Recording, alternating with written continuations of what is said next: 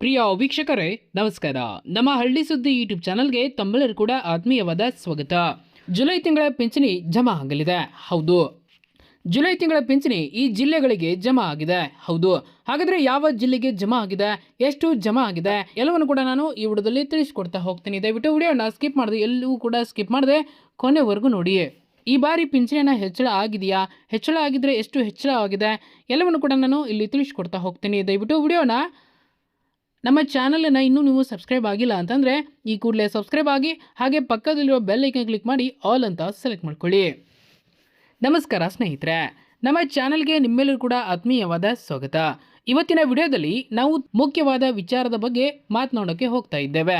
ವಿಶೇಷವಾಗಿ ರಾಜ್ಯದ ಹಿರಿಯ ನಾಗರಿಕರಿಗೆ, ಅಂಗವಿಕಲರಿಗೆ ಮತ್ತು ವಿಧವಾ ವೇತನ ಪಡೆಯುತ್ತಿರುವವರಿಗೆ ಇದೊಂದು ಖುಷಿಯ ವಿಚಾರ ಅಂತಲೇ ಹೇಳಬಹುದು. ಜುಲೈ ತಿಂಗಳ ಪಿಂಚಣಿನ ಇನ್ನೂ ನಿಮ್ಮ ಖಾತೆಗೆ ಜಮಾ ಆಗಿಲ್ವಾ? ತುಂಬಾ ಜನ ಇದರ ಬಗ್ಗೆ ಚಿಂತೆ ಮಾಡ್ತಾ ಇದ್ದಾರೆ. ನಮ್ಮ ಕಮೆಂಟ್ ಸೆಕ್ಷನ್ನಲ್ಲೂ ಕೂಡ ತುಂಬಾ ಜನ ಕೇಳ್ತಾ ಇದ್ರು, ಸರ್ ನಮಗೆ ಇನ್ನೂ ಕೂಡ ದುಡ್ಡು ಬಂದಿಲ್ಲ, ನಮ್ಮ ಪಿಂಚಣಿ ಕ್ಯಾನ್ಸಲ್ ಆಗಿದೆಯಾ ಅಂತ. ಈ ಎಲ್ಲ ಪ್ರಶ್ನೆಗಳಿಗೆ ಉತ್ತರವನ್ನು ಮತ್ತು ಯಾವ ಯಾವ ಜಿಲ್ಲೆಗೆ ಈಗ ಈ ದುಡ್ಡು ಜಮಾ ಆಗಿದೆ ಅಂತ ಈ ವಿಡಿಯೋದಲ್ಲಿ ಸಂಪೂರ್ಣವಾಗಿ ತಿಳಿಸ್ಕೊಡ್ತೇನೆ. ಈ ವಿಡಿಯೋ ಒಂದು ಸಂಪೂರ್ಣವಾದ ಮಾಹಿತಿ ಕನಜವಾಗಿದೆ. ದಯವಿಟ್ಟು ಸ್ಕಿಪ್ ಮಾಡದೆ ಕೊನೆವರೆಗೂ ನೋಡಿ. ಅದಕ್ಕೂ ಮುಂಚೆ ನೀವು ನಮ್ಮ ಚಾನಲನ್ನು ಸಬ್ಸ್ಕ್ರೈಬ್ ಮಾಡಿಲ್ಲ ಅಂತಂದರೆ ಈ ಕೂಡಲೇ ಸಬ್ಸ್ಕ್ರೈಬ್ ಮಾಡ್ಕೊಳ್ಳಿ, ಹಾಗೆ ಪಕ್ಕದಲ್ಲಿರುವ ಬೆಲ್ ಐಕನ್ ಕ್ಲಿಕ್ ಮಾಡಿ ಆಲ್ ಅಂತ ಸೆಲೆಕ್ಟ್ ಮಾಡ್ಕೊಳ್ಳಿ. ಸ್ನೇಹಿತರೆ, ಮೊದಲೇದಾಗಿ ಯಾರು ಕೂಡ ಆತಂಕ ಪಡುವ ಅವಶ್ಯಕತೆ ಇಲ್ಲ. ಜುಲೈ ತಿಂಗಳ ಪಿಂಚಣಿ ಈಗಾಗಲೇ ಕಳೆದ 2-3 ದಿನಗಳಿಂದ ಅನೇಕ ಫಲಾನುಭವಿಗಳ ಬ್ಯಾಂಕ್ ಖಾತೆಗೆ, ಅಕೌಂಟ್ಗೆ ನೇರವಾಗಿ ಜಮಾ ಆಗಲು ಶುರುವಾಗಿದೆ. ಈ ಪಿಂಚಣಿ ಯೋಜನೆಯಲ್ಲಿ ಸಂಧ್ಯಾ ಸುರಕ್ಷಾ, ಅಂಗವಿಕಲರ ಪಿಂಚಣಿ, ವೃದ್ಧಾಪ್ಯ ವೇತನ ಮತ್ತು ಇತರ ಯೋಜನೆಗಳ ಹಣ ಸೇರಿದೆ. ಸರ್ಕಾರದ ಕಡೆಯಿಂದ ಈಗಾಗಲೇ ಫಂಡ್ ರಿಲೀಸ್ ಆಗಿದೆ. ನಿಮ್ಮ ಅಕೌಂಟ್ಗೆ ಇನ್ನೂ ಕೂಡ ಬಂದಿಲ್ಲ ಅಂದರೆ ಯೋಚನೆ ಮಾಡಬೇಡಿ, ಪ್ರೊಸೆಸ್ ನಡೀತಾ ಇದೆ. ರಾಜ್ಯ ಸರ್ಕಾರ ಈಗಾಗಲೇ ಹಂತ ಹಂತವಾಗಿ ದುಡ್ಡನ್ನು ಹಾಕ್ತಾ ಇದೆ. ಇದು ಒಂದು ದಿನದಲ್ಲಿ ಆಗುವ ಕೆಲಸ ಅಲ್ಲ. ಲಕ್ಷಾಂತರ ಜನ ಫಲಾನುಭವಿಗಳು ಇರೋದ್ರಿಂದ ಕ್ರಮೇಣವಾಗಿ ಬ್ಯಾಂಕ್ ಸರ್ವರ್ಗಳ ಮೂಲಕ ಎಲ್ಲ ಜಿಲ್ಲೆಗಳ ಅಕೌಂಟ್ಗೆ ಹಣ ಟ್ರಾನ್ಸ್ಫರ್ ಆಗುತ್ತೆ. ಹಾಗಾಗಿ ನಿಮ್ಮ ಅಕೌಂಟ್ಗೆ ಬಂದಿಲ್ಲ ಅಂದರೆ ರಿಲ್ಯಾಕ್ಸ್ ಆಗಿರಿ, ಪಕ್ಕ ಬಂದೇ ಬರುತ್ತೆ.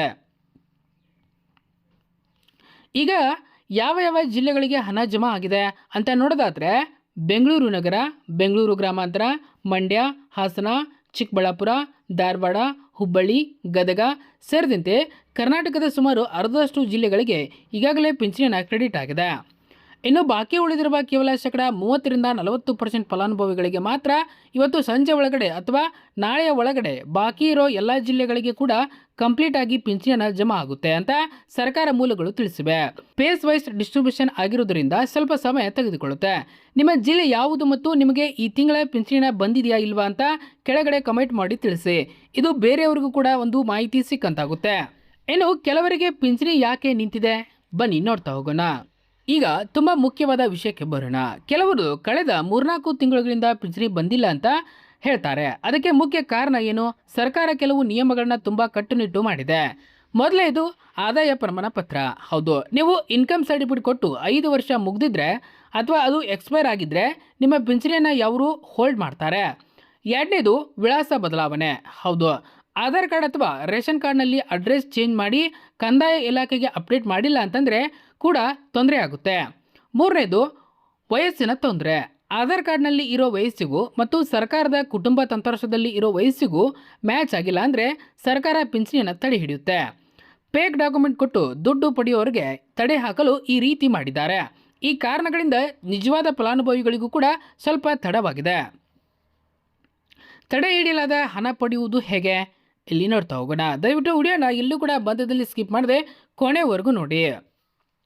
ಈಗ ಈ ಸಮಸ್ಯೆಗೆ ಪರಿಹಾರ ಏನು? ನಿಮಗೆ 2-3 ತಿಂಗಳುಗಳಿಂದ ಪಿಂಚಣಿ ಬಂದಿಲ್ಲ ಅಂದರೆ ಮನೆಯಲ್ಲೇ ಕೂತ್ಕೊಂಡ್ರೆ ದುಡ್ಡು ಬರಲ್ಲ. ನೀವು ನಿಮ್ಮ ಹತ್ತಿರದ ನಾಡ ಕಚೇರಿ ಅಥವಾ ಸಂಬಂಧಪಟ್ಟ ಗ್ರಾಮ ಪಂಚಾಯಿತಿ, ರೆವಿನ್ಯೂ ಆಫೀಸ್ ಅವರನ್ನು ಭೇಟಿ ಮಾಡಬೇಕು.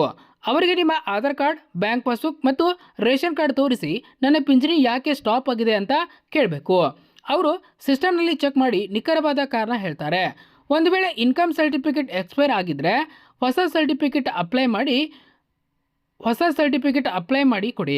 ವಯಸ್ಸಿನ ವ್ಯತ್ಯಾಸ ಇದ್ದರೆ ಸರಿಯಾದ ದಾಖಲೆಯನ್ನು ಕೊಡಿ. ಈ ಪೂರಕ ದಾಖಲೆಯನ್ನು ಕೊಟ್ಟರೆ ಮಾತ್ರ ನಿಮಗೆ ಹೋಲ್ಡ್ ಆಗಿರುವಂಥ ಪಿಂಚಣಿ ಏನಿದೆ ಅದು ನಿಮಗೆ ಜಮಾ ಆಗುವಂಥದ್ದು.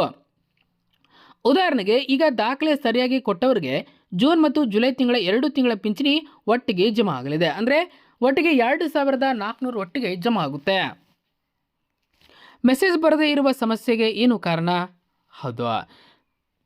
ಇನ್ನೊಂದು ವಿಷಯ ನೆನಪಿರಲಿ, ಸರ್ಕಾರ ಈಗ ಹಣ ಹಾಕುವುದು ಡೈರೆಕ್ಟ್ ಬೆನಿಫಿಟ್ ಟ್ರಾನ್ಸ್ಫರ್ ಮೂಲಕ, ಅಂದರೆ ನೇರವಾಗಿ ನಿಮ್ಮ ಬ್ಯಾಂಕ್ಗೆ ಲಿಂಕ್ ಆಗಿರುವ ಬ್ಯಾಂಕ್ ಅಕೌಂಟ್ಗೆ ಹಣ ಹೋಗುತ್ತೆ. ಕೆಲವು ಸಲ ಬ್ಯಾಂಕ್ ರಜೆ ಇದ್ದಾಗ ಅಥವಾ ಬ್ಯಾಂಕ್ ಸರ್ವರ್ ಡೌನ್ ಇದ್ದಾಗ ನಿಮಗೆ ಮೆಸೇಜ್ ಬರುವುದು ತಡವಾಗುತ್ತೆ. ನನಗೆ ಮೆಸೇಜ್ ಬಂದಿಲ್ಲ ಹಾಗಾಗಿ ದುಡ್ಡು ಬಂದಿಲ್ಲ ಅಂತ ತಪ್ಪಾಗಿ ತಿಳ್ಕೊಬೇಡಿ.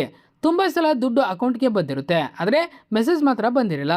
ಹಾಗಾಗಿ ಸರಿಯಾದ ಟೈಮ್ಗೆ ಪಾಸ್ಬುಕ್ ಎಂಟ್ರಿ ಮಾಡಿ ಅಥವಾ ಬ್ಯಾಂಕ್ಗೆ ಹೋಗಿ ಬ್ಯಾಲೆನ್ಸನ್ನು ಚೆಕ್ ಮಾಡ್ಕೊಳ್ಳಿ. DBT ಅಂತ ಸೇಫ್ ಆಗಿದೆ, ಹಾಗಾಗಿ ಯಾರು ಕೂಡ ನಿಮ್ಮ ದುಡ್ಡನ್ನು ಕದಿಯಲು ಆಗಲ್ಲ. ಖಂಡಿತ ನಿಮ್ಮ ಅಕೌಂಟ್ಗೆ ಬಂದೇ ಬರುತ್ತೆ. ಸ್ನೇಹಿತರೆ, ಇನ್ನು ಯಾವ ಜಿಲ್ಲೆಗಳಿಗೆ ಹಣ ಬಂದಿದೆ ನೋಡೋದಾದರೆ, ಈಗ ನಿಮ್ಮೆಲ್ಲರ ಪ್ರಶ್ನೆಗೆ ಯಾವ ಯಾವ ಜಿಲ್ಲೆಗಳಿಗೆ ಹಣ ಜಮಾ ಆಗಿದೆ ಅಂತ ನಾವು ನಮ್ಮ ಮಾಹಿತಿ ಪ್ರಕಾರ ಬೆಂಗಳೂರು ನಗರ, ಬೆಂಗಳೂರು ಗ್ರಾಮಾಂತರ ಹಾಗೂ ಮಂಡ್ಯ, ಹಾಸನ, ಚಿಕ್ಕಬಳ್ಳಾಪುರ, ಧಾರವಾಡ, ಹುಬ್ಬಳ್ಳಿ ಮತ್ತು ಗದಗ ಸೇರಿದಂತೆ ಕರ್ನಾಟಕದ ಸುಮಾರು 50% ಜಿಲ್ಲೆಗಳಿಗೆ ಈಗಾಗಲೇ ಪಿಂಚಣಿನ ಕ್ರೆಡಿಟ್ ಆಗಿದೆ. ಇನ್ನು ಬಾಕಿ ಉಳಿದಿರೋ ಕೇವಲ 30-40% ಫಲಾನುಭವಿಗಳಿಗೆ ಮಾತ್ರ ಇವತ್ತು ಸಂಜೆ ಒಳಗಡೆ ಅಥವಾ ನಾಳೆಯ ಒಳಗಡೆ ಬಾಕಿ ಇರೋ ಎಲ್ಲ ಉತ್ತರ ಕರ್ನಾಟಕ ಮತ್ತು ಕಲ್ಯಾಣ ಕರ್ನಾಟಕ ಜಿಲ್ಲೆಗಳಿಗೂ ಕೂಡ ಕಂಪ್ಲೀಟ್ ಆಗಿ ಪಿಂಚಣಿ ಹಣ ಜಮಾ ಆಗುತ್ತೆ ಅಂತ ಅಧಿಕಾರಿಗಳ ಮಟ್ಟದಲ್ಲಿ ಮಾಹಿತಿ ಸಿಕ್ಕಿದೆ. ನಿಮ್ಮ ಜಿಲ್ಲೆ ಯಾವುದು ಮತ್ತು ನಿಮ್ಮ ಮನೆಯಲ್ಲಿರುವ ಹಿರಿಯರಿಗೆ ಈ ತಿಂಗಳ ಪಿಂಚಣಿ ಬಂದಿದೆಯಾ ಇಲ್ವಾ ಅಂತ ದಯವಿಟ್ಟು ನಮಗೆ ಕೆಳಗಡೆ ಕಾಮೆಂಟ್ ಬಾಕ್ಸಲ್ಲಿ ತಿಳಿಸಿ. ಈಗ ವಿಡಿಯೋದ ಅತಿ ಮುಖ್ಯವಾದ ಘಟ್ಟಕ್ಕೆ ಬರೋಣ. ಕೆಲವರು ಕಳೆದ 3-4 ತಿಂಗಳಿಂದ ನಮಗೆ ಪಿಂಚಣಿ ಬಂದಿಲ್ಲ ಅಂತ ಹೇಳ್ತಾರೆ. ಇದಕ್ಕೆ ಮುಖ್ಯ ಕಾರಣ ಏನು ಗೊತ್ತಾ? ಸರ್ಕಾರ ಅನರ್ಹರನ್ನು ತೆಗೆದುಹಾಕಲು ಕೇವಲ ಕಟ್ಟುನಿಟ್ಟು ಮಾಡಿದೆ. ನೀವು ಈ 3 ತಪ್ಪುಗಳನ್ನ ಮಾಡಿದ್ರಾ ಚೆಕ್ ಮಾಡ್ಕೊಳ್ಳಿ. ಈಗಾಗಲೇ ಹಿಂದೆ ನಾನು ವಿಡಿಯೋದಲ್ಲಿ ಹೇಳಿರುವ ಹಾಗೆ ಮೊದಲೇದು ಆದಾಯ ಪ್ರಮಾಣ ಪತ್ರ, ಹೌದು. ನಂತರ NPCI, ನಿಮ್ಮ ಬ್ಯಾಂಕ್ ಅಕೌಂಟ್ಗೆ ಆಧಾರ್ ಲಿಂಕ್ ಆಗಿರಬೇಕು. ಜೊತೆಗೆ ಅದು NPCI ಮ್ಯಾಪ್ ಆಗಿರಬೇಕು. ಅಂದರೆ ಮಾತ್ರ ನಿಮಗೆ ಹಣ ಜಮಾ ಆಗುವಂಥದ್ದು. ಇದಿಲ್ಲ ಅಂದರೆ ದುಡ್ಡು ಬಂದು ವಾಪಸ್ ಹೋಗುತ್ತೆ. ಹಾಗೆ ಆಧಾರ್ ಕಾರ್ಡ್ನಲ್ಲಿ ಅಡ್ರೆಸ್ ಚೇಂಜ್ ಮಾಡಿ ಕಂದಾಯ ಇಲಾಖೆಗೆ ಅಪ್ಡೇಟ್ ಮಾಡಿಲ್ಲ ಅಂದರೂ ಕೂಡ ನಿಮಗೆ ಹಣ ಜಮಾ ಆಗೋದಿಲ್ಲ. ಇನ್ನು 3ನೇದು ವಯಸ್ಸಿನ ವ್ಯತ್ಯಾಸ.